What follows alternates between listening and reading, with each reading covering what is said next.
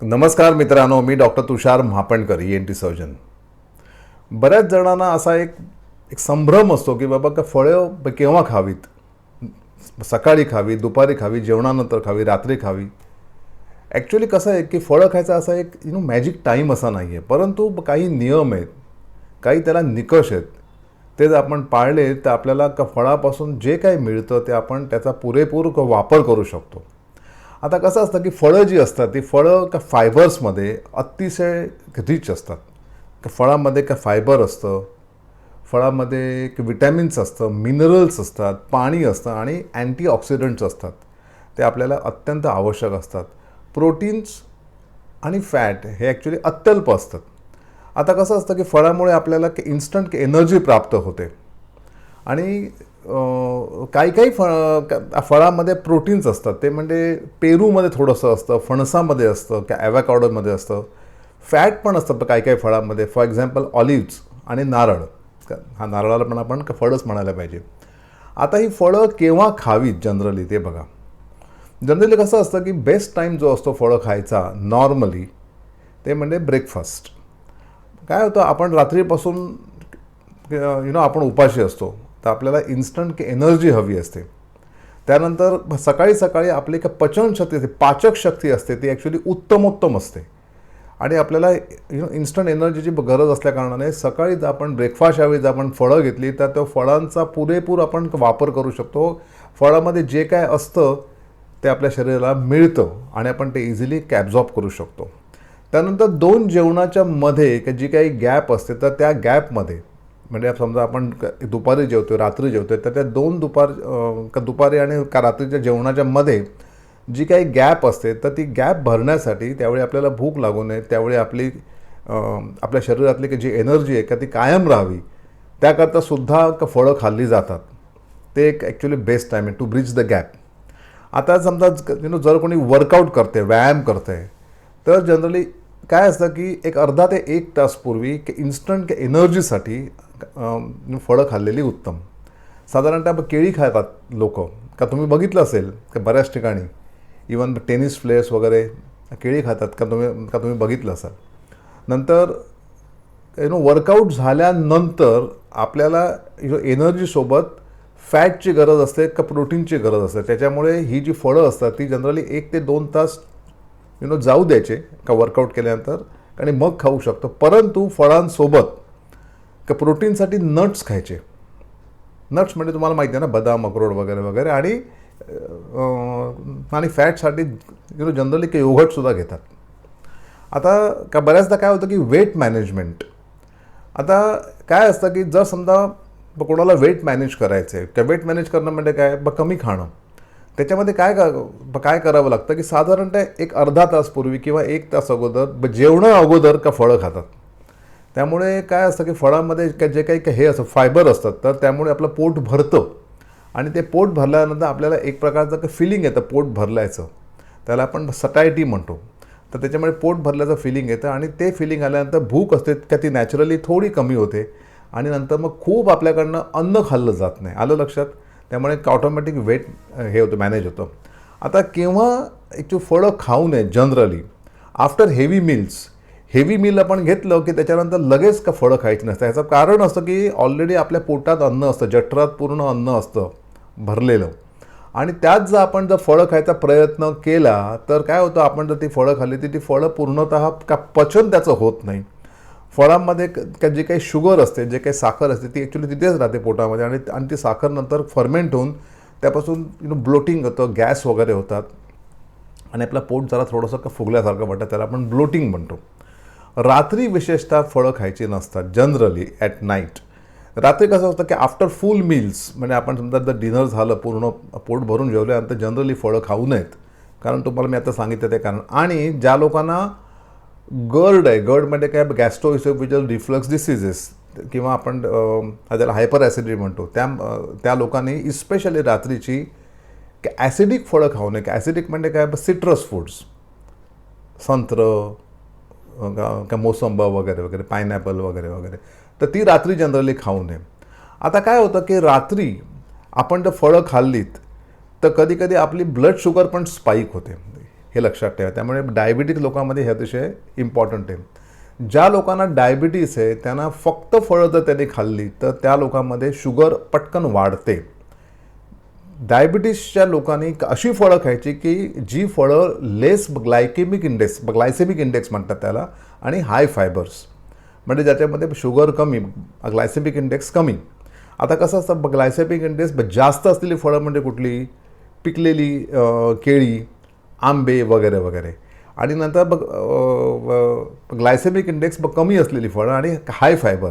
For example बेरीज, कोणत्याही बेरीज, स्ट्रॉबेरी, रास्पबेरी, ब्लूबेरीज, पेरू, पपई, ग्रीन ॲपल, जांभूळ, पेर, ॲव्होकॅडो वगैरे वगैरे.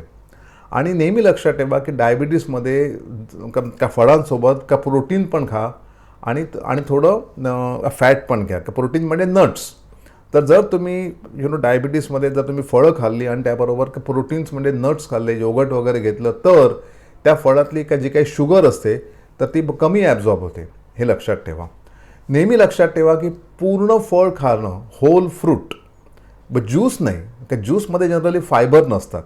पूर्ण फळं असतात ना, त्याच्यामध्ये जनरली का फायबर्स मिळतात. जी फळं आपण सालीसकट खाऊ शकतो ती फळं आपण सालीसकट खायची. म्हणजे कोणती, ॲपल, नंतर पेरू, चिकू, अशी खूप आहेत. तर ती फळं आपण ह्याचं कारण असतं त्या सालीमध्ये अँटीऑक्सिडंट आणि फायबर्स भरपूर प्रमाणात असतात. खूप लोक काय करतात, का ती साल काढून टाकतात आणि त्या आतला गर खातात. तसं नका करू. आलं लक्षात? ते एक. नंतर सीझनल फळं जनरली खा. त्या सीझनमधली जी फळं असतात ती फळं जनरली खायची.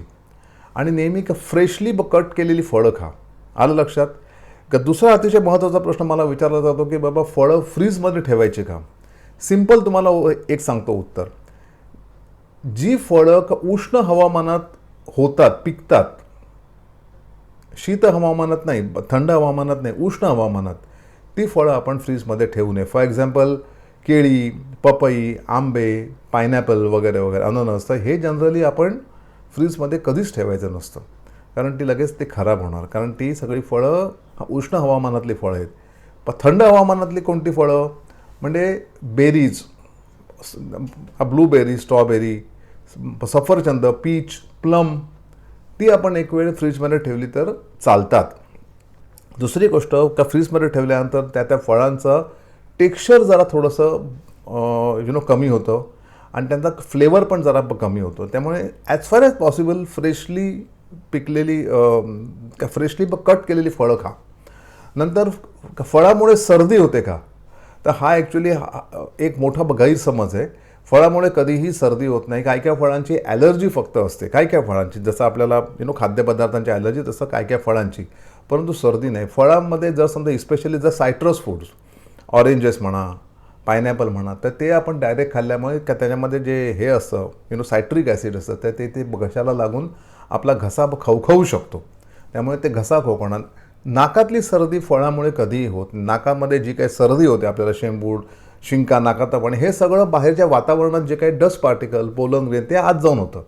फळामुळे ते होत नाही. उगाच फळाला दोष द्यायचा नाही. लोक म्हणतात ना केळी खाल्ली आणि हे जरी सर्दी झाली, तसं काही नसतं. नंतर जेव्हा सफरचंदाबद्दल एक मला आता हे आठवलं, गोष्ट आठवली. आपली सफरचंद जी असतात, सफरचंद जेव्हा पिकायला लागतात, का सफरचंद जेव्हा तयार होतात, रायपंड होतात, त्यावेळेस त्यातनं हे एकच असं फळ आहे की ज्यातनं की एथिलीन नावाचा वायू बाहेर निघतो सफरचंदातनं. एथिलीन हा जो वायू आहे ना, हा ॲक्च्युली नॅचरल प्लॅन्ट हॉर्मोन आहे. हा झाडांचा हॉर्मोन, आणि ते फुलं येणं का फळं पिकवणं वगैरे वगैरे त्याच्यासाठी का ते झाडामध्ये असतं, प्लांटमध्ये असतं. आता हे हॉर्मोन जनरली ह्याच्यातनं हा गॅस, इथिलीन गॅस आहे, तर तो ॲक्च्युली सफरचंदातनं बाहेर पडतो, इस्पेशली जर ते सफरचंद राईप झालं, ओव्हर राईप झालं तर. त्यामुळे एक गोष्ट लक्षात ठेवा. आणि म्हणजे हा तो बाहेर पडलेला जो वायू असतो तो ॲक्च्युली आपल्याला हार्म करत नाही.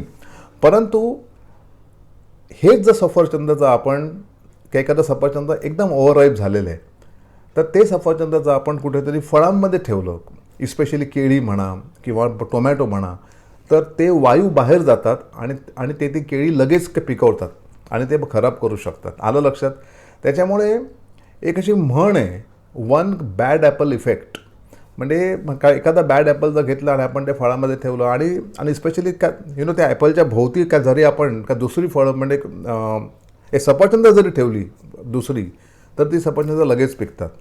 जर समजा आपण ही सफरचंद फ्रीजमध्ये ठेवायची म्हटलीत, तर ती सफरचंद जनरली आपण एका फ्रीजच्या ड्रॉवरमध्ये ठेवायची आणि त्याला का परफोरेटेड बॅग असतात त्याच्यात ठेवायची, म्हणजे वायू त्याच्यात साचून राहत नाही. आलं लक्षात? ते एक. बऱ्याचदा काही फळं पिकवण्यासाठी बॅड ॲपलचा वापरसुद्धा केला जातो काय काय ठिकाणी. स्पेशली केळ्यामध्ये ठेवलं तर ती पण पिकू शकतात नॅचरली, कारण ते नॅचरल हॉर्मोन आहे ना, तो बाहेर पडतो, इथिलिन गॅस वगैरे वगैरे. आता जनरली कसं असतं की मी तुम्हाला सुरुवातीलाच सांगितल्याप्रमाणे मॅजिक वेळ अशी काही नाही आहे फळांची की बाबा एक मॅजिक टाईम. परंतु आपल्याला भूक लागली, ज्यांना डायबिटीस आहे, ज्यांना ॲसिडिटी आहे, जेवण किंवा आपण ते फळं कशाकरता खातो आहे हे सगळं बघून आपली फळं खायची वेळ ठरवा. There is no magic time. तुम्ही केव्हाही फळं खाऊ शकता, परंतु आत्ता जे मी सांगितलेत जे निकष ते फक्त बघून आपली वेळ ठरवा आणि त्या फळांमधलं जे काही सत्व आहे, विटॅमिन्स म्हणा, मिनरल्स म्हणा, अँटीऑक्सिडंट म्हणा, त्याचा मॅक्झिमम का तुमच्या शरीराला वापर झाला पाहिजे. आलं लक्षात? Take care. धन्यवाद.